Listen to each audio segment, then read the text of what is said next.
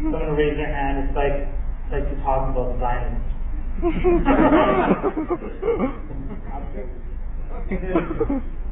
Okay. So I feel that if in the past the girls had no one to defend them, who defended them? Allah and His Messenger defended them.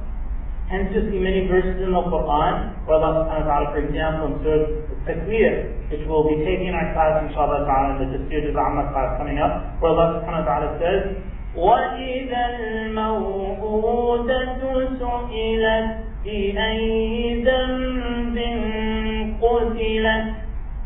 And on the day when Allah will resurrect, and Allah subhanahu wa ta'ala calls this little girl Al-Maw'udah. Al-Maw'udah is the one that was buried alive. The female girl was buried alive. They didn't like girls. They had their issues with girls. I won't go into what their issues were. We'll have to take the class for that inshallah. But they used to bury them alive. They'd kill their little girls, bury them alive, and Allah subhanahu wa ta'ala says, this is one of the first surahs revealed. This is the topic of the surah. One of the first surahs is Surah Takwir, that Allah, on the day when this little girl will be asked, meaning on the day of judgment, she's going to be asked for what sin was she killed.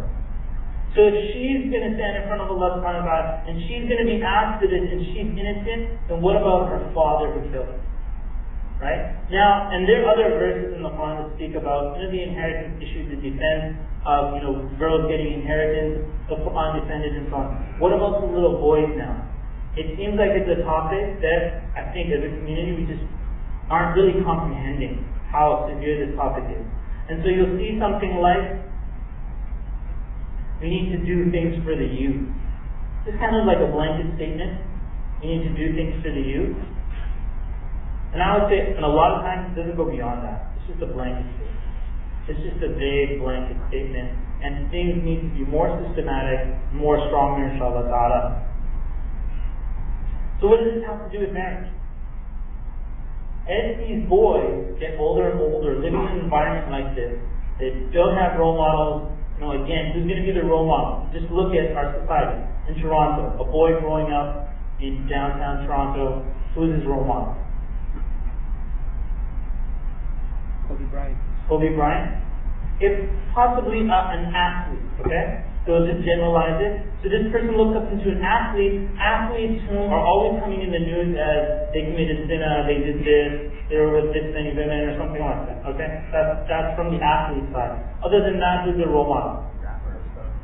Okay, so the music that they listen to, and the lifestyle of the person who's singing the song. Right? So in other words, if they're listening to certain songs and they look at how is the singer dressed, they might respond by dressing like that. Would you guys agree that gangs are also part of the equation? In other words, where do they get significance and love and socialization? You're thinking youth halakha? Love, socialization, belonging, all of those things, it usually happens in a gang. Hence, the allure of gangs and youth violence and crime and all of that stuff, people dropping out. They're not dropping out into a vacuum where there's nothing going on. There's friends, there's stuff going on. They can probably make money a lot quicker than the typical, hourly wage. What is it at right now? $9.25. $9.25. It's going up $10.25. So one of the reasons sisters are finding trouble getting married, or you have a marriage problem, is that the boys are taking too long to mature. Okay? It's leading to this boy taking too long to mature. So somebody will come along to me, a father has daughters ready to get married, it's like, I can't find anybody. And the people that do come, they don't got anything. It's like, if this is a suitcase of what you got to show, they're like, there's nothing in it. Is there education? No, there's no education. Is there money in there? No. Maybe there's not even, maybe even deen and khudab, it's kind of shaky and stuff like that. What's in the suitcase? And I'll talk about some myths that brothers have about getting married and stuff like that, but right from the top is that a Muslim male thinking that because they're Muslim, that's good enough for marriage. They're like, I'm Muslim. he's rejecting me because, no, we're not part of this race or something like that. No, sis, you have no education, you have no life, no focus, no future, no nothing. But maybe the woman can get seduced by a person like this, right? He's probably social and really cool. But the wali, the father, doesn't get seduced by things like that. Right? You're not going to seduce me with your looks and so on. So the father rejects the boy. The boy says, oh, it's because of my Islam. And they make it like, oh, and even when they come and ask the question, what do you say about a father that rejects because of Islam? Like, oh, because we're not the same culture. Like, let's bring the father and let's find out if that's the issue. Right? The person just assumes that this is all that, the issue is.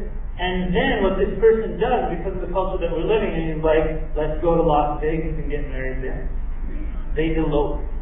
And then families break down. If we had issues with boys before, like now you've got issues with extended families not being part of the growing up process. You'll also see here in Canada and the US, some places around the world, it's like, part of my expression, the feminist movement.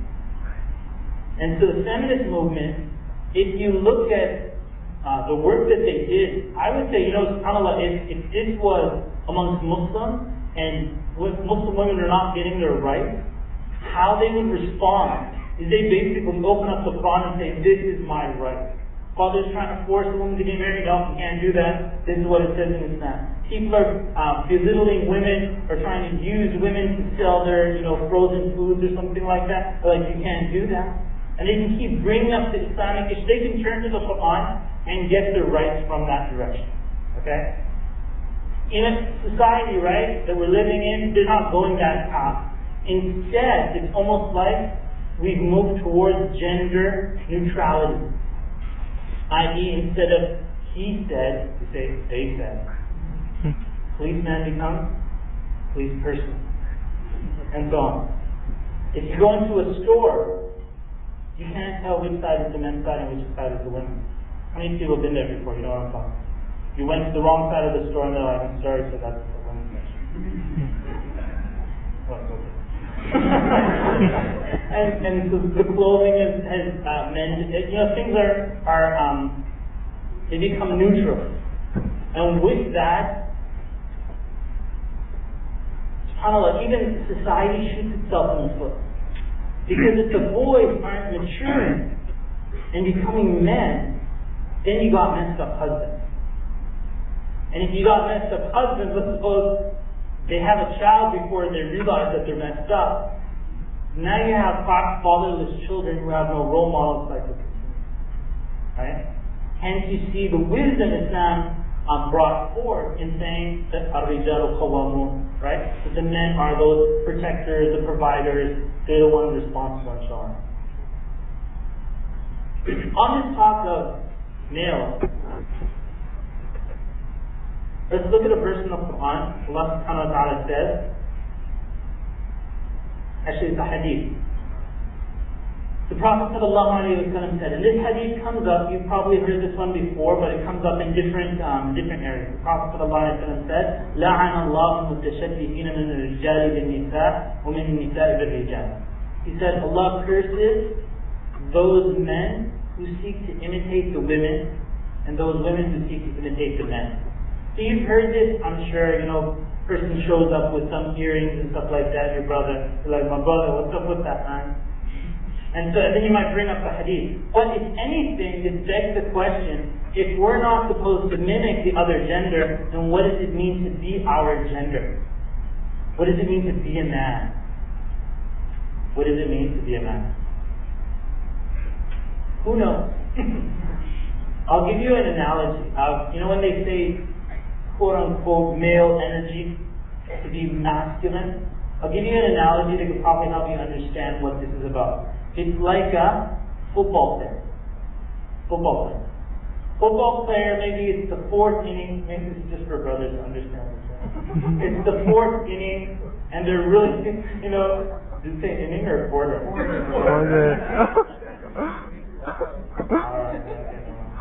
So it's the fourth quarter, and they're down maybe, it's a good 60 yards, something like that. They got to get the touchdown, and it's like the last